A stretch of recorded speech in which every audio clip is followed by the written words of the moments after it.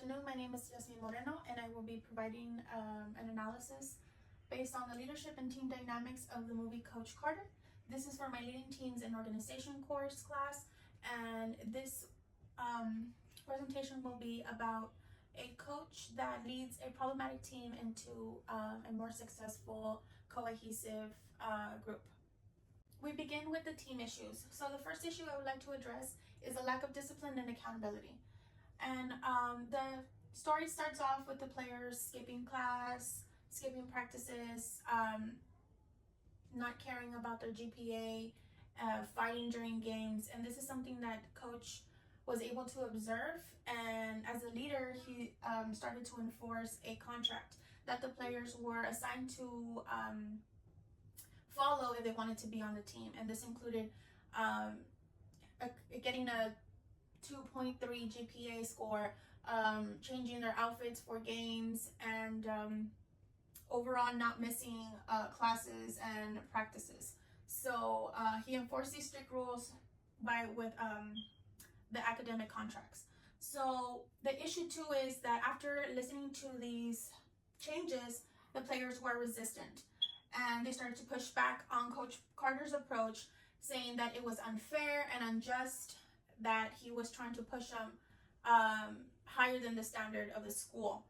But even though the parents got involved and the players were resistant, he was able to stay firm and maintained consistency. We continue with more team issues, and issue 3 would be low academic expectations. And this was not only by the players themselves, but also from their administrators. It's sad to see in the movie that even the principal didn't believe in them, thought that their greatest moment was going to be that college basketball game, and that she didn't really think they were going to succeed in life and go to college. So the players had failing grades, had no college plans. When coach saw this, as a leader, he prioritized education over basketball success, and he inspired the students to see themselves as student athletes with the emphasis on the student part, making sure that they remember that they needed to pass their classes in order to play. But we are hit with the issue number 4, the lack of trust in their leader. So the students are hit with a new person. They're shocked. They don't know if to trust him, if to follow what he's trying to push them towards. So they doubt his intentions, but even though there is struggles, he pushes through, and he builds this through consistent actions and care towards the players. So beginning with team diversity, we have cultural and economic backgrounds. And what this means is the story does share the backgrounds of different cultures, and they provide examples of Blacks, whites, and Hispanics. And everybody experienced different situations in their lives. We have one of the members of the team experiencing a probability of an unexpected pregnancy with his girlfriend. We have another one that has incarceration parents, and another one that is experiencing gang violence. And all of this is the diversity that leads to resilience and empathy. And Coach Carter shows them that they can use those struggles to motivate them so that they can become successful during the game, but also think ahead and be successful after high school. So he teaches them to use their strengths and their roles. And what by this he means, there's different type of characters in the team, and we have the loud leaders, the ones that motivate people to do above and beyond, and then we have our quiet workhorses. And what that means is they're quiet, but they're a fundamental person in the team that actually works hard, and in their case, he was scoring a lot of the points in the game. Then we summarize it by saying that all the roles become essential to the team's success. The quiet one, the loud one's the coach. They're all starting to be more mature as a team. Team diversity part 2. The team identity grew over time. So in the beginning, the players were focused on themselves, on their personal success, and not as a team identity. So that slowly grew by Coach Carter building unity through shared goals. So he established a saying we focus on the team's goal and then our personal goals. And over time, a support system was built and formed that made the teammates begin holding each other accountable. And this meant if someone was hit with a disciplinary action, everybody was to follow through. And this only made them stronger cohesively, and they developed this sort of friendship on and off the court, having each other's back. I would like to also add that this sense of unity reflects Tuckman's transition from norming to performing. And this is a key point for the team's maturity. Individual and demographic differences. So in the movie, we do see the gaps in the players. We have the seniors in the team and the lower class players. And the older students were more receptive to coach's ways and methods. They began to understand that his methods were to help them get better, yes, in the game, but eventually to become successful in life. So the older students in the team were able to close the emotional gaps that were established by the younger players. They help them grow emotionally. We also have the lack of confidence in academics. Some of them could not see themselves being successful.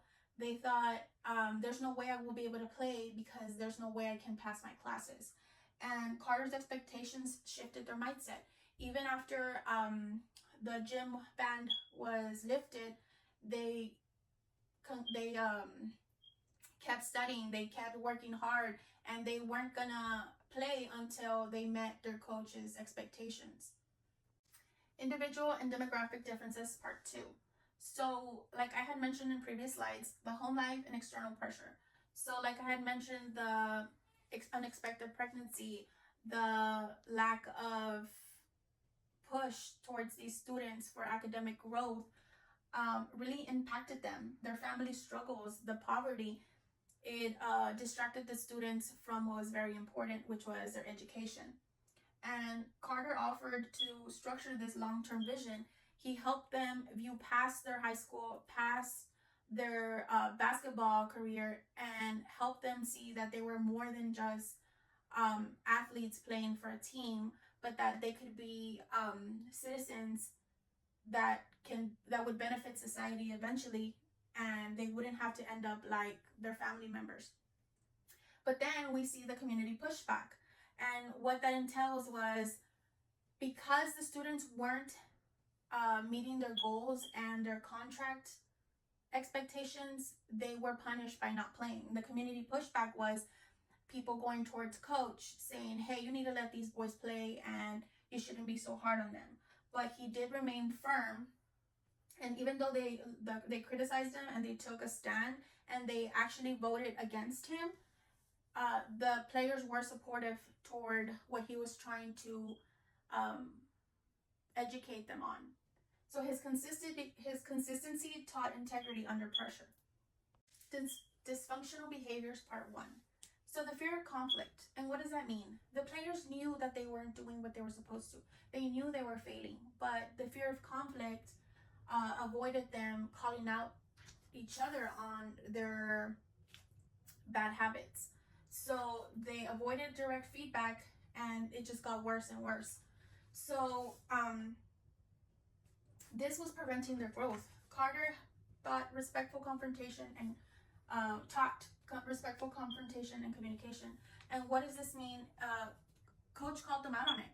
He began to make players accountable for what they were doing and opened this space of mutual trust that encouraged players to respectfully tell each other what was being done wrong.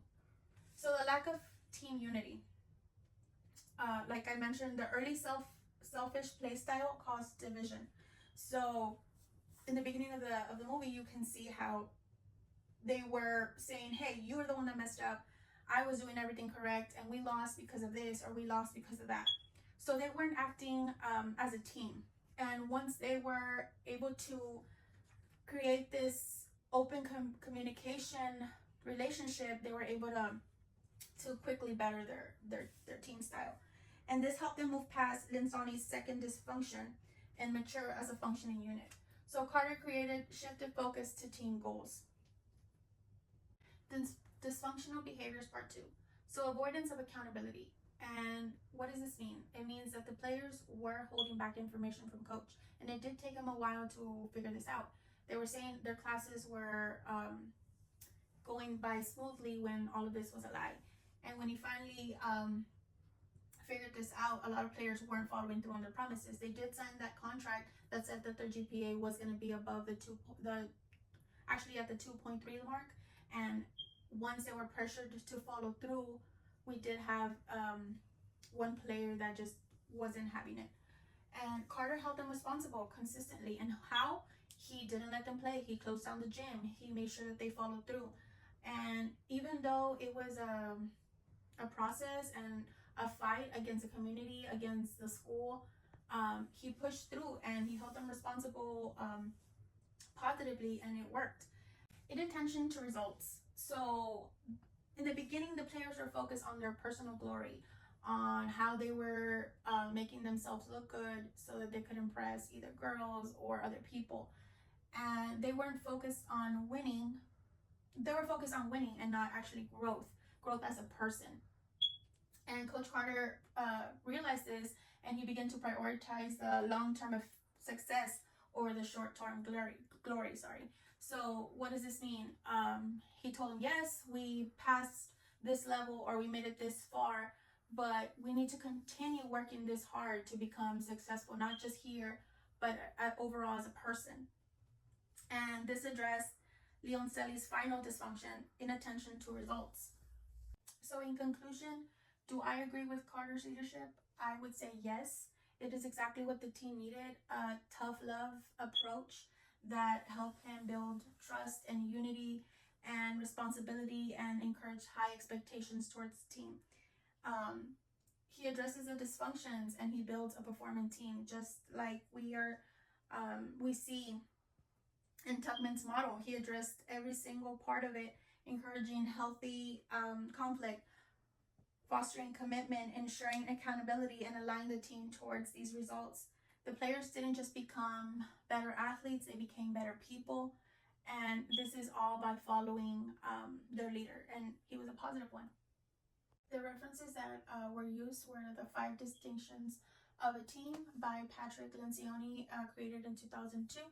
The Tuckman-Bruce model that included the forming, storming, norming, and performing methods. And of course, Coach Carter, which was a very interesting movie. I had never seen it, so I really enjoyed this project. And that is it. Thank you.